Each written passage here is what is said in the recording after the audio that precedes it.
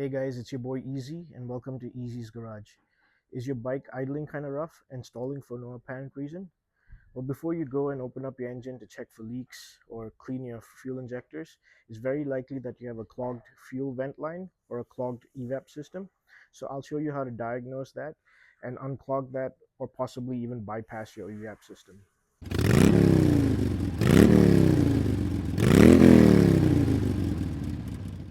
Okay, before we start working on the bike, let's just quickly talk about venting in a motorcycle fuel tank, what an evap system is, what's its purpose, and what happens if it gets clogged. Okay, so this is just a simple diagram showing you the fuel tank, your throttle body, your engine, your fuel injector.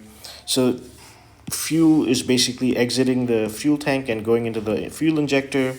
Meanwhile, air is coming from the air intake and your air filter into the throttle body, and then the air mixes with the fuel in the intake manifold and enters the engine for combustion.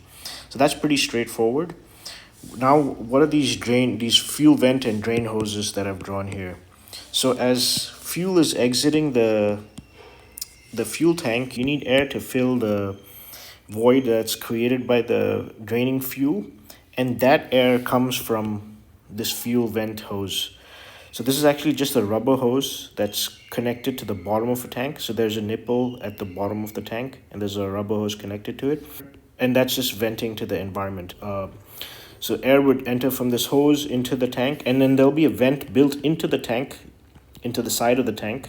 So I've drawn it with this dotted line. So air will rush in from this vent and into the tank. That'll equalize the pressure from the draining fuel.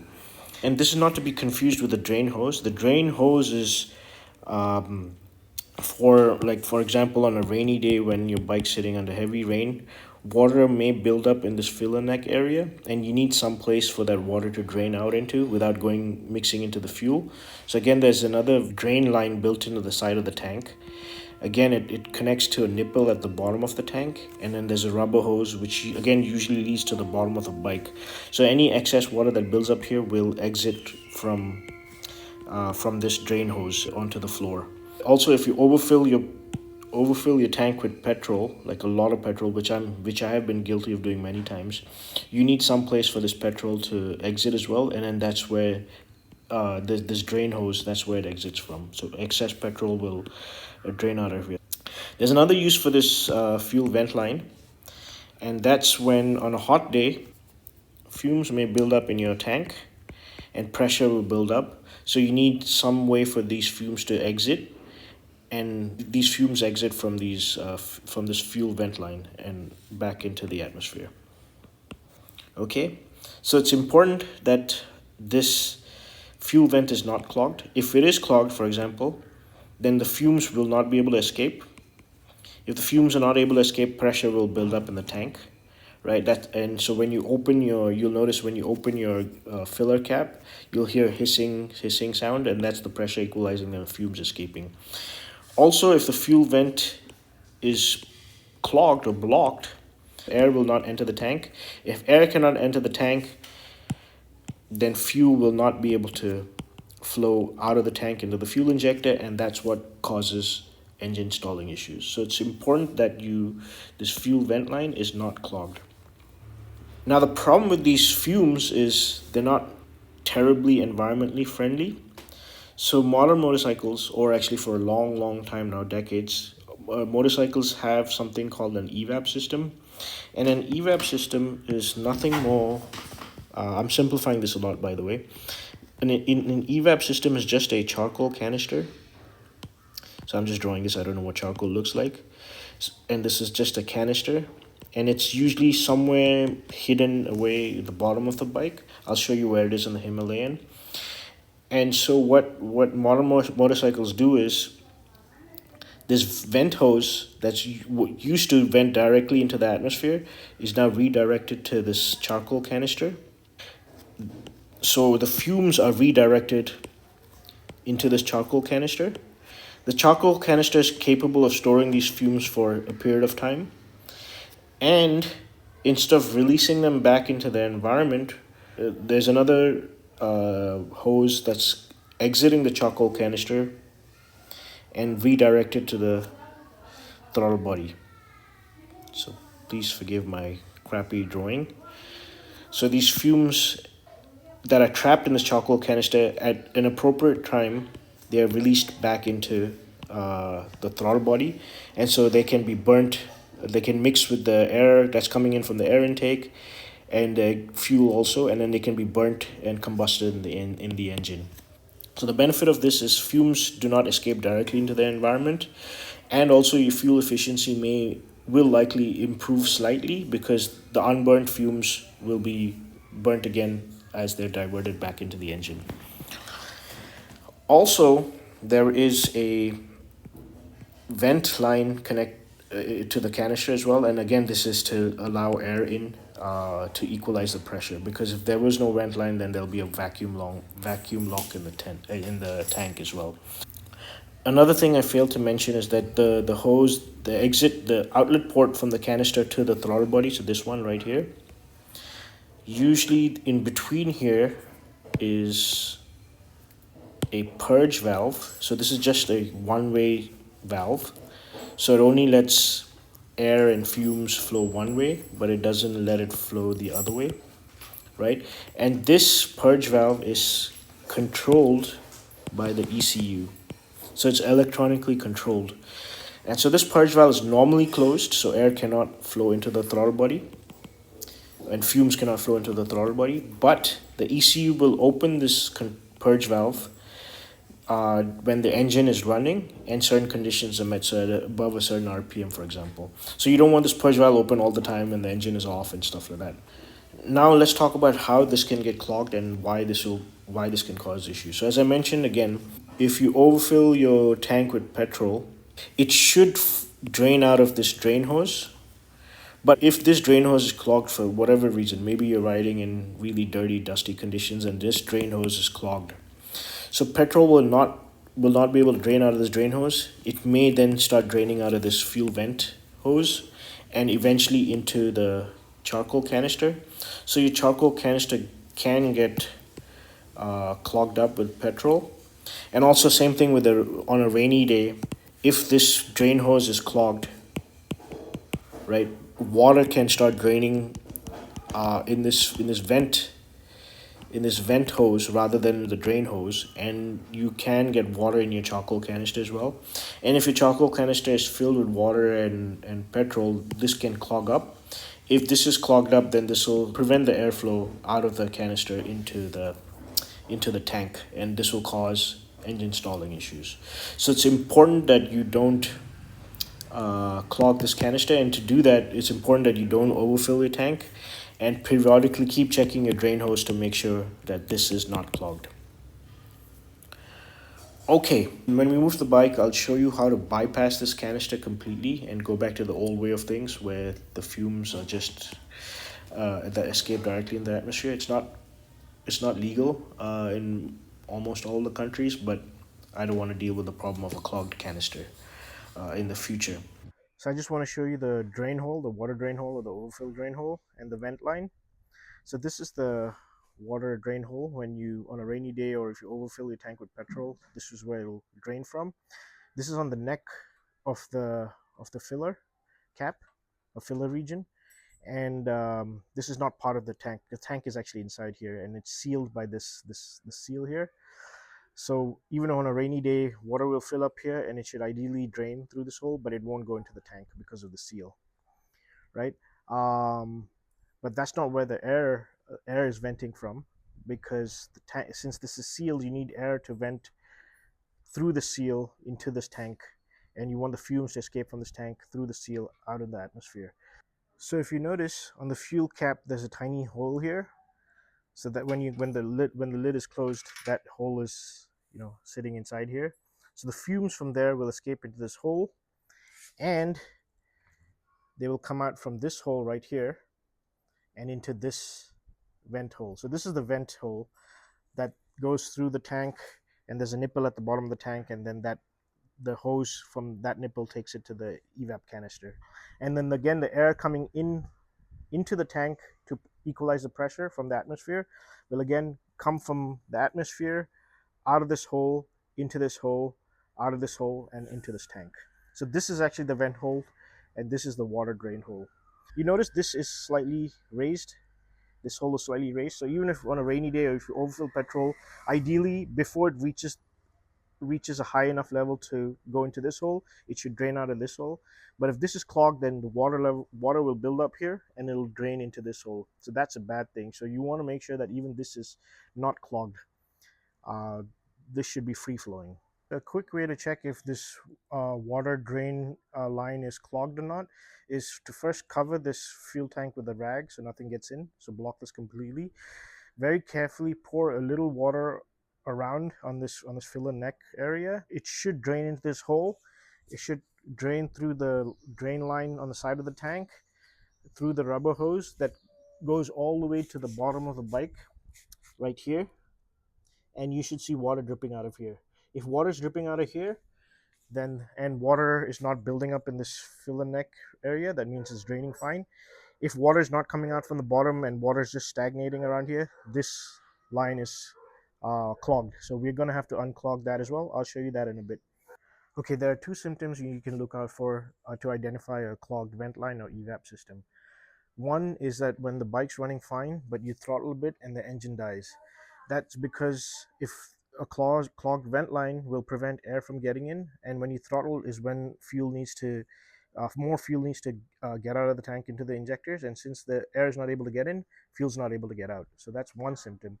Second symptom is park your bike outside on a hot day, and after a hot day, um, fuel fumes will build up in the tank, and if the vent line is clogged, the fumes have no way to escape. So when you open your tank, you will hear a slight hissing sound. That's the basically the pressure equalizing and the fumes escaping. So those are two symptoms to look out for. Another way to tell if your vent line is clogged is go for a ride with your fuel caps open, slightly open like this. Again, do this with a almost empty tank, just a little bit of fuel. So don't do it with a full fuel tank, otherwise fuel will spill out. But if you go for a ride and you have no more engine stalling issues, then you know it's a clogged vent line because now air is able to get in. If your engine is still stalling with this happening, with your fuel cap open, then it's likely not a clogged vent line. You have to check further, like for dirty fuel injectors, or maybe you got a leak in engine, which is very very unlikely. But then it's likely not a clogged fuel vent line. Okay, so you've gone for a ride with your fuel cap slightly open, and you've noticed that you have no more engine stalling issues. So it's definitely a clogged vent line or a evap canister. Which let me just show you where it is on the left side of the bike, um, just behind or underneath the shock. That's the evap canister, and you can see the hoses that are connected to it. But yeah, so now that you have identified that it is indeed a clogged vent line or evap canister, we can proceed further to isolate the issue. Now, to isolate it, if it's a clogged vent line or if it's a clogged evap canister, what we're going to do is we're going to bypass the evap canister, go for another ride with the fuel cap closed.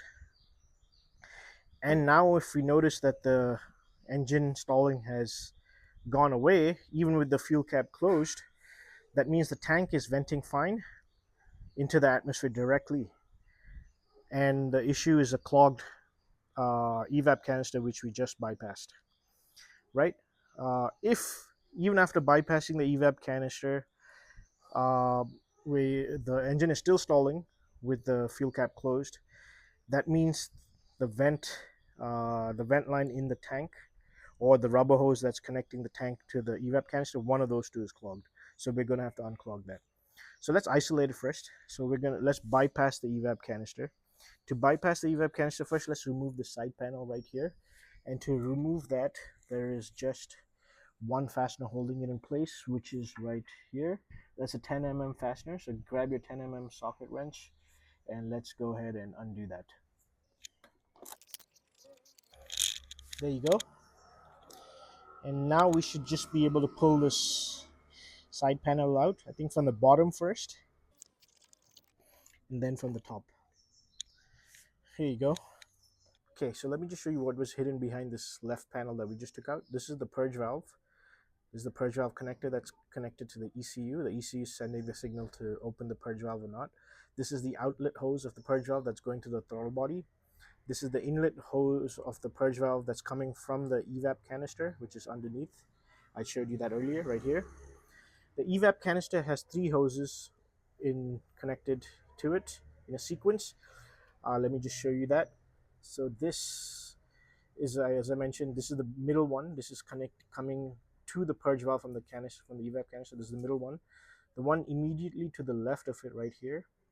This is the evap vent line that's connected to the fuel tank. So it's coming from the fuel tank into this rubber hose right here, and into the evap canister. And then the third one right here, this is coming from the evap canister into the atmosphere. That's why it's open. You'll notice there's another rubber hose to the left of all these three hoses. So there's 1, 2, 3 hose right here. There's one more rubber hose to the left. This has nothing to do with the evap canister. This is actually the water drain hose. So this is connected to the second nipple on the tank to the water drain hole, and this is the tube that's coming all the way down here. So let's not mess around with this.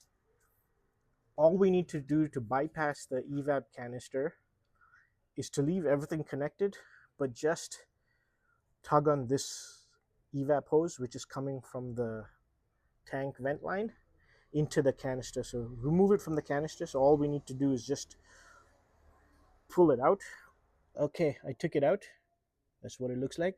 So just leave it unconnected. So what's basically happening is the fuel vent line is coming and is now just venting into the atmosphere, and it's not going to the evap canister. Now if you go for a ride and there's no more stalling issues, that's because air is able to get into the tank just fine, and it was likely the clogged evap canister that was causing issues when this hose is connected to it. Okay, so you've come back from your ride, and the engine is still stalling. That means it's not your evap canister, it's a clogged vent line in this tank, or it's a clogged, this hose itself is clogged somewhere inside. So I'll show you how to unclog that in a little bit. But say your engine was not stalling, and it was running fine. That means it's the evap canister that's a problem, the charcoal canister. Some say you could dry it out, put it out in the sun, but if it's properly, clogged with water or fuel from years and years of use, the right thing to do is just to replace that canister with a new one. Or you could do what I'm going to do, is just remove it permanently, so the tank just vents directly into the atmosphere. Again, it's illegal to do so, and it's probably going to reduce your fuel efficiency a little bit as well. But at least I'm not going to have any issues in the future because of clogged canisters. So let me show you how to do that. If you want to do that, you can follow along. And after that, I'll show you how to unclog the actual vent line in the tank, as well as the rubber hose. To remove the canister, we already unplugged this evap hose that's coming from the tank. Let's go ahead and unplug this hose that's going to the purge valve from the evap canister, the hose in the middle. There you go. So this is out. This is out. And this one I don't need to remove because I'm going to be taking out the evap canister as well, but I'll just kind of get it out of the way first. Okay, and now the evap canister is actually just held together with this strap. There's a bracket underneath the canister that's holding the canister, and it's just held together with this rubber strap, similar to the one that's holding your battery under the seat. So let's undo that strap. Just use a screwdriver to unhook this metal clip, to remove the rubber strap. Once the rubber strap is unhooked, you can just pull out the canister. It's a bit of a wiggle, but you can pull it out. Here it comes out. Here it is. This is the charcoal canister. The three connectors. The rightmost is the one that's venting to the air. The middle one is going to the purge valve. The right one's coming from the fuel tank, from the fuel vent into the canister. These two are the hoses that we disconnected. This is coming from the tank, the fuel vent line. So we're going to leave this as it is, because the fumes are just going to vent directly into the atmosphere, and the air is going to go in from this tube into the fuel tank to equalize the pressure. This purge valve hose we're going to plug. So I'm going to grab a fastener or a screw of an appropriate size, plug this hole. So nothing is going into the purge valve and into the throttle body. So the throttle body is only getting air from the air intake and the air filter and nowhere else. As I mentioned earlier, you can remove the purge valve and then plug the hole in the throttle body, or plug this hose where that's going through the throttle body. But then since this purge valve is controlled by the ECU might throw an error code when it's trying to send a signal to open and close this purge valve because it's not detecting anything. There's no continuity in the circuit. So if you want to remove this purge valve, you're going to have to short this circuit, this purge valve connector. So when the ECU sends the signal, the negative and the positive are connected together. So there's a continuity in the circuit, and the ECU thinks there's a purge valve. But I'm not going to do any of that. I'm just going to leave the purge valve as is, but just plug this hole. Okay, so I've plugged this hose that's going to the purge valve and then into the throttle body. I've used a fastener that's very, very tight fit into this hose. Don't use a fastener that goes in relatively easy into this hose. Use one that's a very, very, very snug fit, so there's absolutely no air getting in. I put a cable tie just in case, but I really did not need it. It's a very, very tight fit. One more thing I'm going to do now is my water drain hose, which is here, connected to the nipple here, and coming out from the bottom of the bike, this is clogged. And I think the reason why it's clogged is because that water hose is actually getting pinched under this bracket. So I'm going to have to remove this bracket, and since there's no canister, I want to remove the bracket anyway. So I'm going to do that. The canister is held together with two fasteners, one here and one here. I believe they're 10 mm as well, so let me go ahead and remove that. Okay, so I think you're going to need a 10 mm spanner. It's quite a bit of a squeeze. You have to go from here, from underneath the purge valve for the top fastener, and from here just above the chain for the bottom fastener. Once you use your spanner to loosen it, then you can just undo it with your hand. Right here. And now I believe this bracket should just come out. Ah, there you go. So this is the bracket, this is the rubber strap. And let me show you why my water was not draining. This was being routed underneath this bracket, and it was getting pinched by the bracket. And let me show you that. So this is the water hose, and it was coming from here, and it was sitting underneath this bracket. And if you notice, look how flat it is here. So water was not being able to drain out of here, and that's why water was building up there. So anyway, it's a good thing I removed this bracket. If at all, this drain pipe should have been routed on top of the bracket and not underneath the bracket. But since I've removed the canister, I don't need the bracket anymore, and so this hopefully should not pinch. I'm going to remove this hose and stick a wire through it. I'll show you that in a second as well, to make sure there's nothing clogging it further. Okay, so I'm going to pull out my water drain hose, the one that was getting pinched by the bracket, and unclog it. And also, while I'm doing that, the air vent hose that's coming from the tank, and that was connected to the charcoal canister, now that I'm venting it directly to the atmosphere, I'm going to take that out and make sure that's not clogged as well. To do that, we don't have to remove the fuel tank, but we do need to lift it up. I've got a video about an air filter change and how to remove the fuel tank. So just take a look at the first part of that video to see how to lift up this, remove a few fasteners here and lift up the tank. So I've done that already. Let me pull these out from the tank. You just got to tug on them. And here it is. So this is the water drain nipple, and this is the air vent, fuel tank air vent nipple. So I pulled out the rubber hoses from that, and I'm just gonna completely pull it out. Pull this out. There you go. So this is the air vent line, air vent hose, and I'm gonna pull out the water hose as well, water drain hose. There you go. And now, to make sure these are not clogged, you can use an air compressor. I don't have an air compressor. You can blow air out. blow this out and make sure there's nothing stuck inside. Or you can grab a piece of wire or like a guitar string or something, and don't put the sharp end in.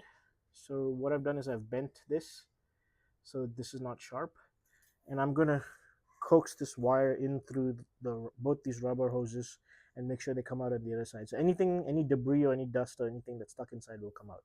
Okay, so both my hoses are not clogged. If your hoses are damaged or cracked or pinched beyond repair, then you're gonna have to replace these hoses.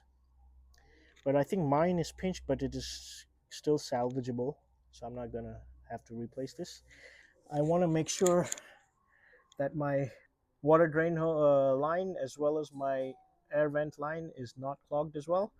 So again, you can use an air compressor if you have one, or if you don't have one, guide this wire in through the nipple, and make sure it goes all the way and it comes out from this water drain hole. You're going to need a flexible wire, obviously, because it has to bend through the vent line, and it'll be easy if you remove the tank. So I'm not going to do that because I went to a mechanic and I asked him to use an air compressor to blow air, so that's not clogged. But if you don't have access to an air compressor, then you're going to have to remove the tank and then use this wire method. Again, take a look in my air filter change and fuel tank removal video to see how to remove the fuel tank completely. Now I'm going to put my rubber hoses back onto the nipples and put my fuel tank back on.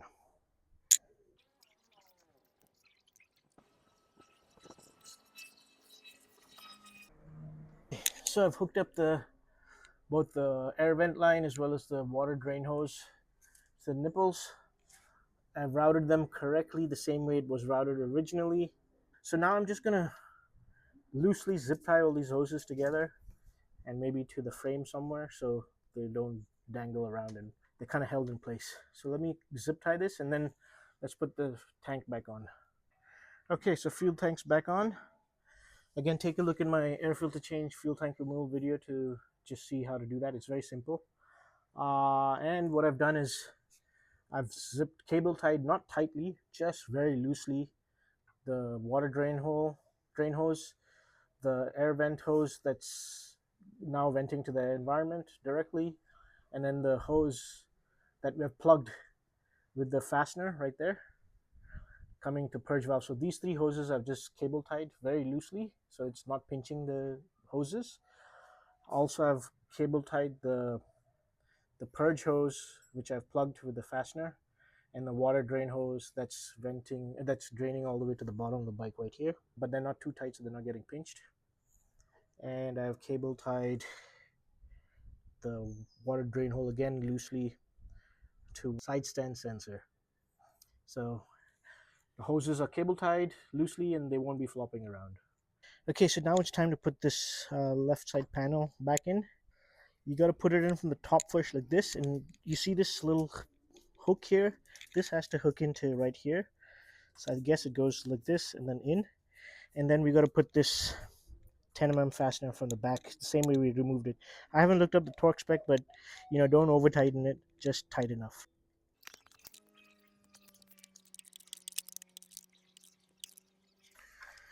Okay, all done. The rubber hoses have been unclogged. The vent lines in the tank have been unclogged. I didn't show it in the video, but I went to a mechanic just to borrow his air compressor to blow air out through. But again, if you don't have access to that, use that wire method the same way I unclogged the rubber hoses.